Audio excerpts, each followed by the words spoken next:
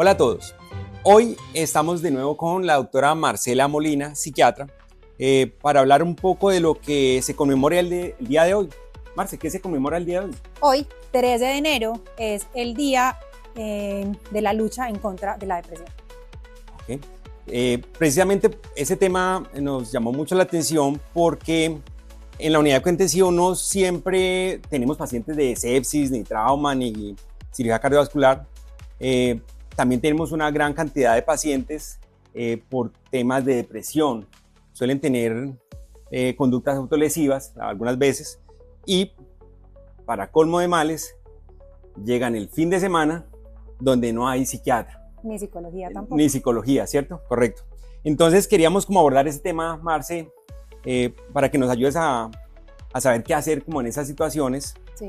En tres aspectos. Vale. El primero es, antes del ingreso a una unidad de cuidado intensivo o a un hospital, ¿qué recomendaciones o qué signos de alarma debe tener la familia o su entorno en un paciente que tiene el potencial de ingresar a una unidad de cuidado intensivo por temas de depresión? Sí.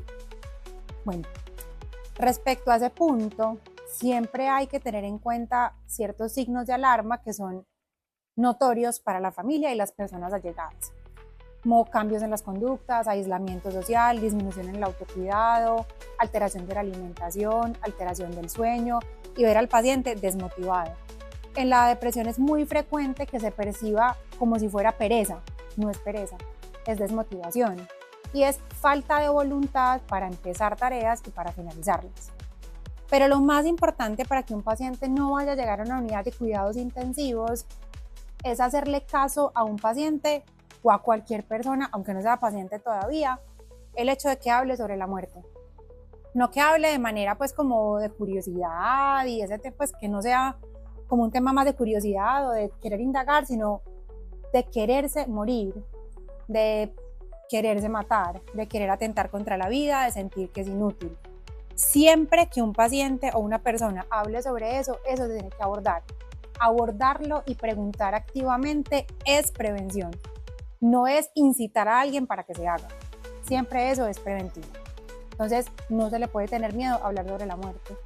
Estos pacientes que ingresan a la unidad de cuidado intensivo, antes de ingresar, ¿siempre ya han sido diagnosticados con depresión o pueden debutar por primera vez con una depresión? Bueno, hay dos cosas importantes. Primero, un paciente que tiene un intento de suicidio no siempre tiene depresión.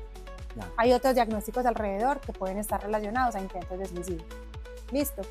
Y segundo, una depresión sí puede debutar con un intento de suicidio. O sea, un paciente que lleva síntomas depresivos, que nunca había consultado, ingresa a un hospital por un intento de suicidio y se hace el diagnóstico. Ahorita mencionaste esto de identificación, ¿cierto? Y de si ves que el familiar o el allegado está hablando como de morirse, ¿cierto? De ese tema, que siempre es complejo. ¿Qué deben hacer? O sea, yo identifico a mi familiar que está hablando, que se siente muy triste, que quisiera morirse, que no quiere vivir más. ¿A quién llamo? ¿Lo llevo a urgencias? ¿Qué tengo que hacer? A ver, primero es hablar sobre el tema, no tabúes, no pena, es un tema que se tiene que preguntar, que se tiene que abordar y que se tiene que acompañar. Hacer siempre como una indagación y una validación emocional. ¿Qué significa una validación emocional? Siempre intentar respetar y entender la emoción que el paciente está sintiendo en ese momento. Entonces la gente empieza, es que, ¿por qué te querés morir si vos lo tenés todo? Es que esas sensaciones, ese pensamiento, esa idea es absolutamente incontrolable y eso no depende de qué tengo yo o qué no tengo.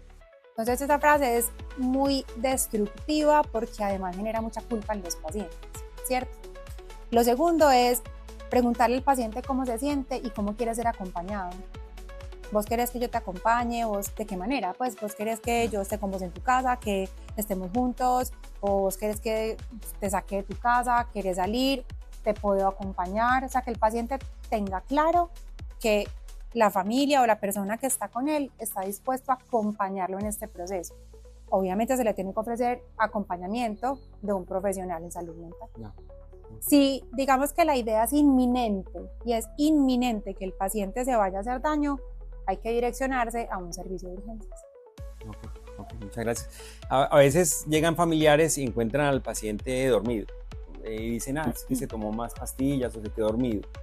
Ante cualquier duda hay que llevarlo. Ante cualquier duda hay que llevarlo a urgencia, porque es que siempre hay que descartar un toxindrome, pues una intoxicación.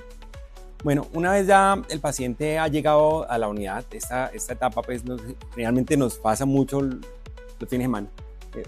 Pasa entre semana, pero también suele pasar los fines de semana y uno queda como, ¿qué hacemos? No, y de hecho los fines de semana es más frecuente porque hay más consumo de alcohol, más consumo de sustancias, eso puede tener una relación importante.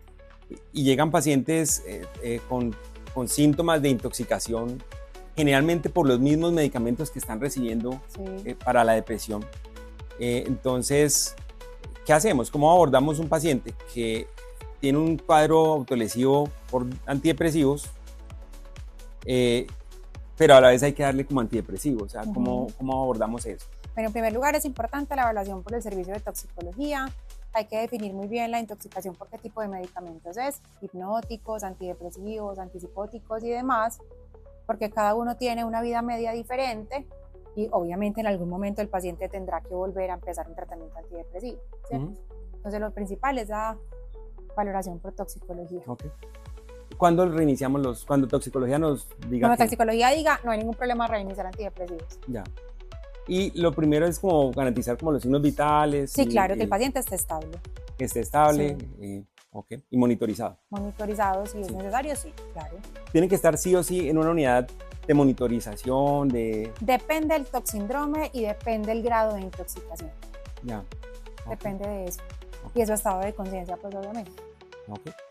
Bueno. La familia, el acompañamiento, si hay algún familiar, digamos que uno ve que hay conflictos familiares presentes, ¿el familiar debe estar allí o quién debería acompañarlo? A ver, si el paciente está inconsciente, pues esto es muy complicado de definir, pero si no tiene evaluación por psiquiatría todavía, ni por psicología, ni por trabajo social, permitirle al paciente que sea quien decida, primero si quiere estar acompañado y segundo por quién quiere estar acompañado.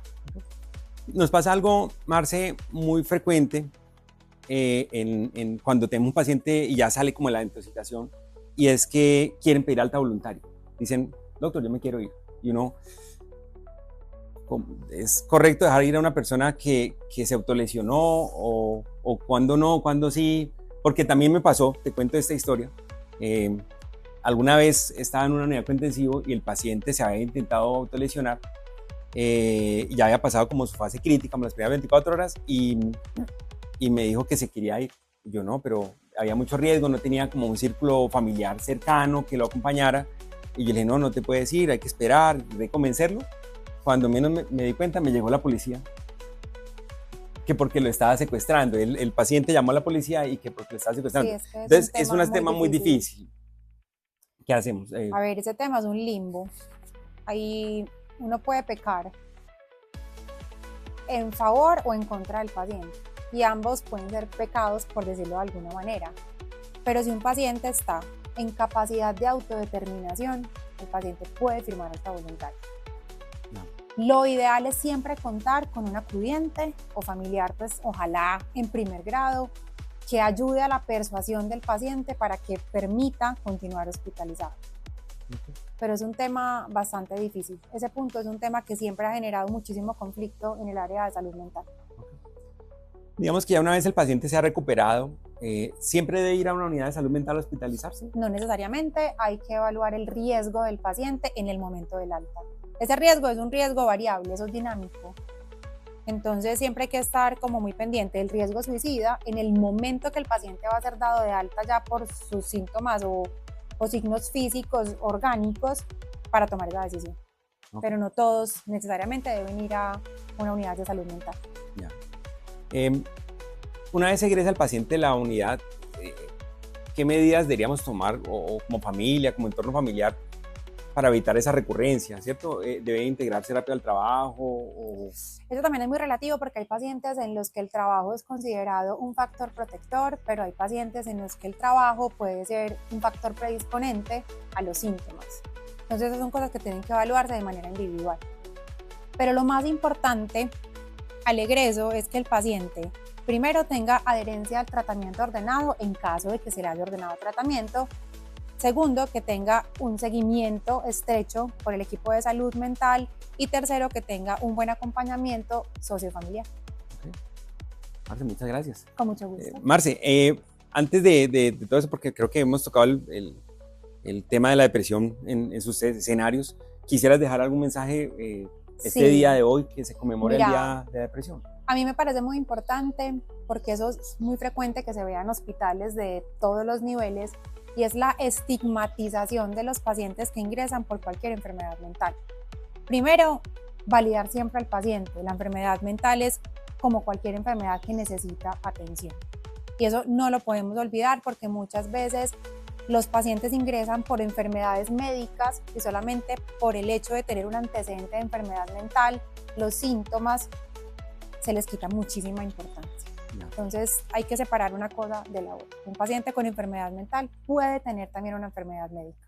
Ok, claro que sí. Muchas gracias, Marce. Con mucho gusto. Bueno, muchas gracias.